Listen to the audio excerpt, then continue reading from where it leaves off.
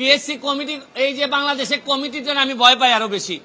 Committee করলেই মনে করলেন যে ধামাচাপা দেওয়ার জন্য একটা প্রক্রিয়া শুরু হইলো। আরে কমিটির কি কাজ? চোর ধরছে পুলিশ, চোর ধরার পর চোররে বলবে যে আর তোর সাথে কে কে চোর আছে বল। এখানে আবার ভদ্রলোকের কমিটি করার দরকার আছে কি? পিএসসি হোক, টিএসসি হোক, যত এসসি হোক না কেন, চোর যারা যারা বলবে এই জায়গায় পুলিশ যাবে।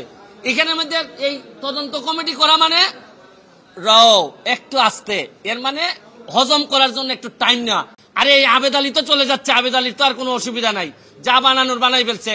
আর এই যে আপনার ডাসার উপজেলা চেয়ারম্যান প্রার্থী হয়েছিল, আল্লাহ বাঁচাইছে ডাসার মানুষে, তাদেরকে তরিত তাদের নাম সবার সামনে নিয়ে আসতে হবে এবং এদের বিরুদ্ধে ব্যবস্থা গ্রহণ করতে হবে। আমিও তো বলি মাঝে মধ্যে, অনেক সরকারি কর্মকর্তা, ইভেন ডিসি ধরেন, অনেক বড় বড় কর্মকর্তা, এদের কথাবার্তা আমার শুনলে মনে হয় যে আরে এত ইনকম্পিটেন্ট একটা লোক ডিসি হয় কিভাবে, একটা ইনকম্পিটেন্ট একটা লোক ইয়নো হয় কিভাবে। আমি যখন দেখি তখন আমার হিসাব মিলে না। এখন আইসা ওই সৈয়দ আবেদ আলীর মাধ্যমে আমার কিছু হিসাব মিলতেছে। তাইলে এই চোরগুলা ওই বিভিন্নভাবে ছড়াই পড়ছে। শুনেন, যুদ্ধাপরাধী, মানবতা বিরোধী অপরাধীরা যে যে জায়গায় থাকে আমরা খুঁজে বের করি, এদেরকে দায়িত্ব দেই না। এদের সেই এই চোরগুলা কি কোনো অংশে কম? এরা সারা জীবন দেশটারে লুটতে খাবে। আরে এই আবেদ আলী তো চলে যাচ্ছে, আবেদ আলীর তো আর কোনো অসুবিধা নাই, যা বানানোর বানাই ফেলছে। আর এই যে আপনার ডাসার উপজেলা চেয়ারম্যান প্রার্থী হয়েছিল, আল্লাহ বাঁচাইছে ডাসার মানুষে, এই যে মাদারীপুর না এটা, হ্যাঁ এই কালকিনি না তো, আবার কালকিনির পাশে, যাই কালকিনিও তো বিখ্যাত বিভিন্ন কারণে। এই ডাসার উপজেলার মানুষ বাচ্চা যে তারে মানে পাশ করায় নাই না, ও চাচ্ছিল, করে নাই নাকি? ও আচ্ছা, নমিনেশন পায় নাই, ও নির্বাচন হয় নাই। তো যাই তার কাছে যে মেকানিজম ছিল তাতে আল্লাহ মাহবুদ জানে হয়তো নির্বাচন হলে পাশও করে যেত। তাই এখন হচ্ছে কি, আমার মেইন নাইলে যদি এর ভিতরে আমি ব্যবস্থা না দেখি, আমি হাইকোর্টের শরণাপন্ন হব। কারণ আমাদের তো জায়গা হচ্ছে কি হাইকোর্ট। যদি এই ব্যাপারে ব্যবস্থা গ্রহণ না করা হয়, কার কার আমলে এই ড্রাইভার সাহেব ছিলেন পিএসসির চেয়ারম্যান, তাদের এইটার দায় দায়িত্ব আছে কিনা, তারা এটার সাথে জড়িত কিনা।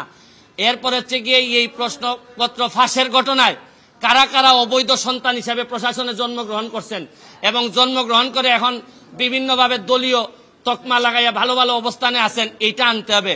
শুনেন, কোটার জন্য আন্দোলন করে ছাত্ররা, সারা বাংলাদেশের মানুষ কোটার জন্য আন্দোলন করতেছে, কিন্তু এরা কি জানে যে সবচেয়ে বড় কোটা তো হচ্ছে গিয়ে চোর কোটা, এই প্রশ্নপত্র ফাঁসের কোটা। এরা ধরেন অন্যান্য কোটা, মুক্তিযোদ্ধা কোটা, এগুলা নিয়ে আন্দোলন করতেছে, এগুলা নিয়ে আমি বলবো না, এটা আলাদা হিসাব। কিন্তু জানে না, এরা যদি জানতো যে সবচেয়ে বড় চোর দুর্নীতিবাজ কোটাটা হচ্ছে গিয়ে বাংলাদেশের বড় কোটা, এই কোটার বিরুদ্ধে আন্দোলন করলে সব জিনিস সুবিধা আমরা পাইতাম।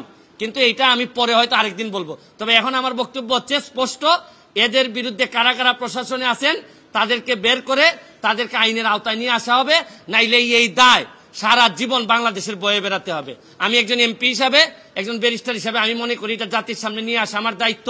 আপনাদের মাধ্যমে আমি এটা ছড়াই দিতে চাই এবং আমি দেখতে চাই যে কি ব্যবস্থা গ্রহণ করছেন। নাইলে আমি মাননীয় প্রধানমন্ত্রীর কাছে প্রয়োজনে যাব, মাননীয় চিফ জাস্টিসের কাছে যাব, কারণ এইভাবে একটা দেশ চলতে পারে না। Thank you. পিএসসি কমিটি করছে, পিএসসি কমিটি, এই যে বাংলাদেশে কমিটির জন্য আমি ভয় পাই আরো বেশি। কমিটি করলেই মনে করলেন যে ধামাচাপা দেওয়ার জন্য একটা প্রক্রিয়া শুরু হইলো। আরে কমিটির কি কাজ? চোর ধরছে পুলিশ, চোর ধরার পর চোররে বলবে যে আর তোর সাথে কে কে চোর আছে বল। এখানে আবার ভদ্রলোকের কমিটি করার দরকার আছে কি? পিএসসি হোক, টিএসসি হোক, যত এসসি হোক না কেন, চোর যারা যারা বলবে এই জায়গায় পুলিশ যাবে। এখানে মধ্যে এই তদন্ত কমিটি করা মানে একটু আস্তে, এর মানে হজম করার জন্য একটু টাইম নেওয়া। এগুলো আমার অভিজ্ঞতা থেকে বললাম। চেয়ারম্যান বলছে, এই চেয়ারম্যানের আন্ডারে এই ড্রাইভার ছিল না, সাদিক সাহেবের আন্ডারে ছিল। তাইলে তদন্ত উনারা উনারটা করুক, উনাদের চেয়ারম্যানরা জড়িত ছিল কিনা এগুলা উনারা নিজেরা কিভাবে করলো, প্রশ্ন যাতে পরবর্তীতে আউট না হয় এগুলা নিয়ে তদন্ত হোক। পিএসসি কিভাবে নিজে প্রটেক্টেড হবে এইটার জন্য তদন্ত কমিটি করে তারা তাদের প্রোটেকশন বাড়াক।